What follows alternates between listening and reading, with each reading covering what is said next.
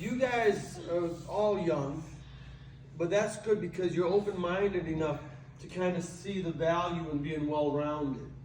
I grew up where it was just striking. Matter of fact, I looked at wrestling as silly, right?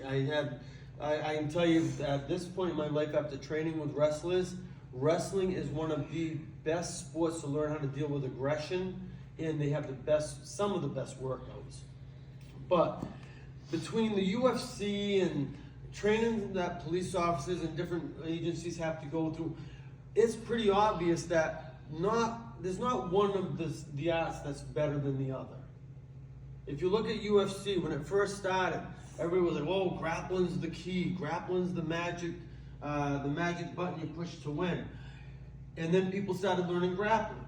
All of a sudden, the strikers were free to go. And when UFC first started, you would have strikers that were afraid to get in close and strike because the other person would take them to the ground. They had elbows they could throw. They threw great punches. They threw kicks. All that was there, but they were afraid if they threw a kick, they'd get taken down. If they got too close, they'd get clinched up. With that kind of a threat and not knowing how to fight on the ground, they ended up kind of losing the game a lot, losing their confidence a lot. And the other people that knew all they had to do was get in close to win, they got in close. I had a coach that told me one time, "Don't let them take you to the ground. Try fighting in an octagon where there's no way out, and you get an aggressive, really well-skilled, talented grappler or wrestler going after you. If you don't know how to grapple, it's only a matter of time before you hit the ground and you're gonna get schooled on the ground."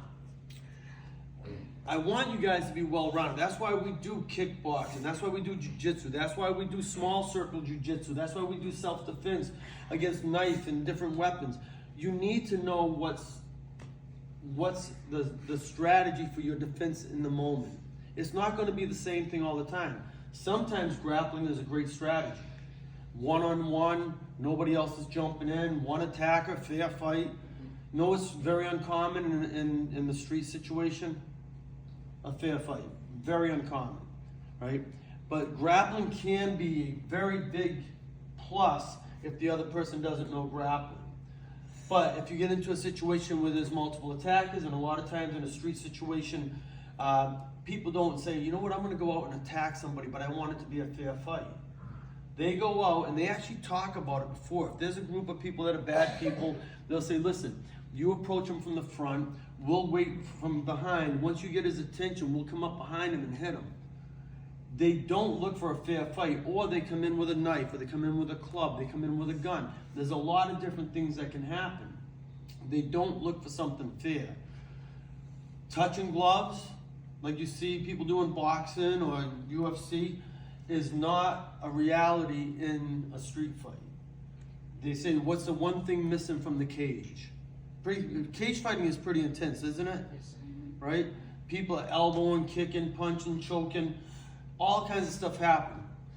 But the one thing missing from the cage is the element of surprise. One minute you're talking to somebody, the next minute they're hitting you, or the next minute their friend's hitting you.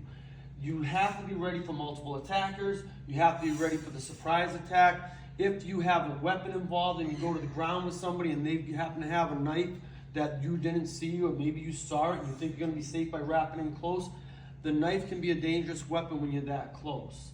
So I want you guys to remember, every part of your training is critical in terms of self-defense.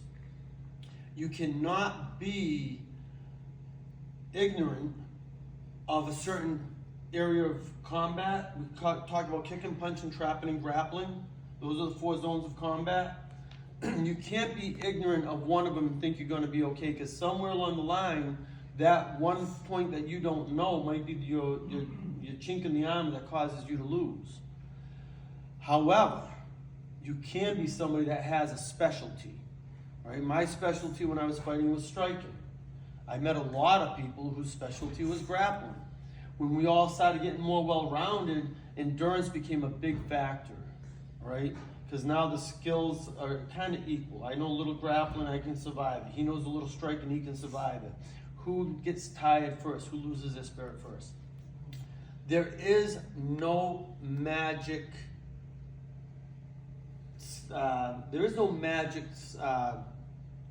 Type of martial art.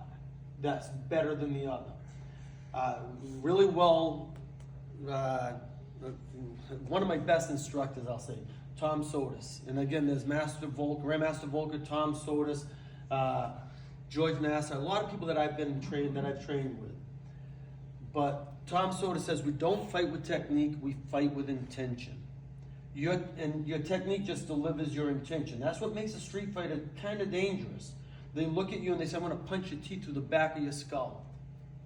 And when they think about that, in their mind they see it happen and they have the intent to do that.